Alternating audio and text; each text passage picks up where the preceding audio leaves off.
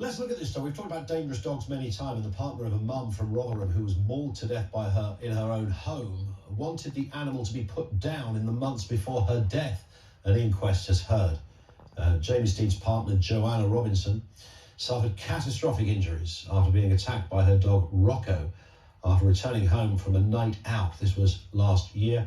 Tests revealed the 43-year-old carer had repeated tears and bites to her neck, resulting in heavy blood loss, and she would have died within minutes of the attack. The dog had been bought believing it to be an American extra-large bully, but was in fact an Italian Mastiff, a type listed under the Dangerous Dogs Act. I mean, why would you want the American extra-large bully in the first place?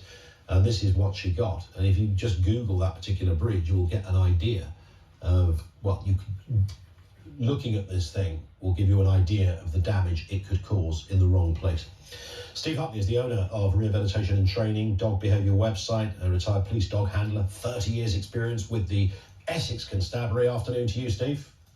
Afternoon, Ian. Nice to have you with us. I mean, you would have seen this when you were in the job as well, I guess. You know, these they are rare, but sadly they are hugely upsetting and distressing, of course, when they happen. We don't think we live in a world where people in a country where people are killed by animals, but that's exactly what's happening here. Yeah, absolutely. Obviously, first of all, my condolences goes out to Joanne Robinson and her family and friends for that tragic accident. And the thing to remember is that it's very, very rare for someone to be killed by a dog. Statistics show it's 1 in 18 million chance of being killed by a dog. So you've got more chance of winning the lottery twice than getting killed by a dog. So it's not going to, obviously, when it does happen, it hits the press and people are more aware of it. But it is very, very rare, thankfully. But it is unfortunately on the increase, as we know. What is the deal here? I mean, there is a list, isn't there, of banned breeds, stuff you're not allowed to own, and some people find a way of getting around it. We know there are many people in this country that do own some of those dogs, but there are other dogs that are kind of very near to those breeds that aren't banned. Yeah, sometimes because if they're crossbreeds, then sometimes it's very difficult to establish the full DNA and genetics of that particular dog. The thing to remember is that no dog is born aggressive. It is a learned behaviour.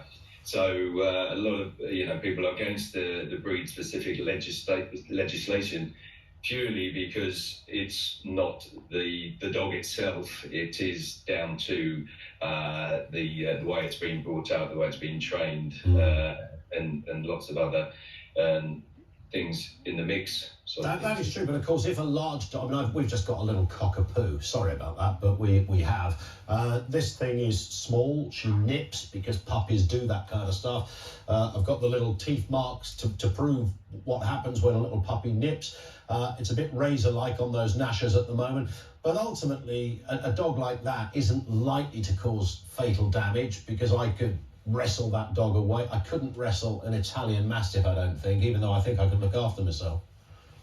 Yeah, absolutely. There's a difference between a small dog and an extra large dog, and the reasons why they are the breeds they are. Over the thousands of years, we've bred the dogs to work for us and to do what the different jobs that we want them to do. The dog in question, the Italian Mastiffs, were historically made to herd cattle and protect the cattle from thousands of years ago. Yeah. It would be bears, tigers, wolves, that kind of thing. Yeah, so they're already genetically pre-programmed to have that aggression in them should they need it. Do we need to extend that list then of dogs that people shouldn't be owning, Steve? I wouldn't say that we should have a list of dogs that people shouldn't own. It'd probably be better to have a list of owners that dogs shouldn't have. I do believe that there should be some sort of registration with dogs. A bit like we do with cars, everybody's got a car, is registered a car, we know what car belongs to what person. And I believe that we should do that with dogs. And at least then we know if there is a list of, say, red flag dogs, and just because they're listed doesn't necessarily mean they're going to be aggressive. But I think more sort of legislation should be put on the people that do want to own these sort of dogs to make sure that they've do they know what they're taking on? Have they looked into the history of the dog that they're buying, and also the breed specifics of their dog, their needs? Does it fit in with their family?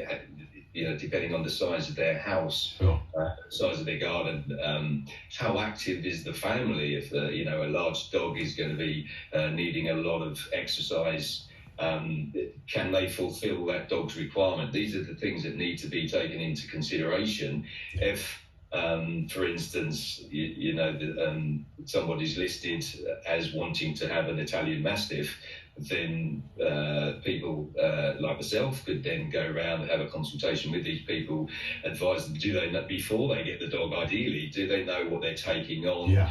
It fit in with their family? Did the family know what sort of dog they're taking? You know, have you got 2 acres of land which this dog would rather appreciate rather than a 2-bedroom house?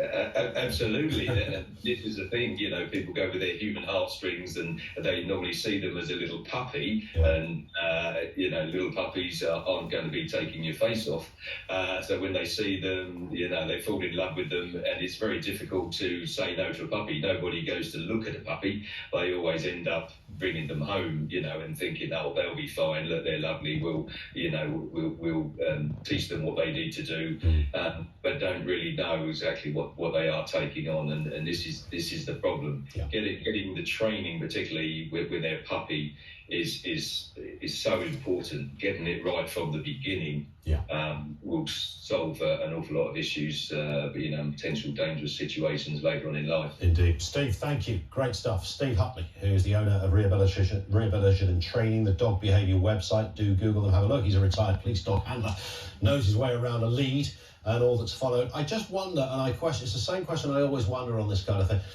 Why would you what's the reason you would want to own specifically that kind of dog? At what point would you go, I would quite like to own an Italian Mastiff or even an American extra large bully?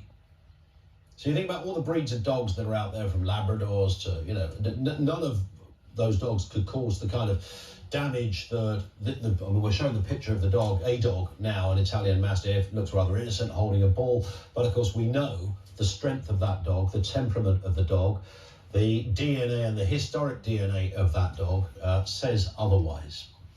0344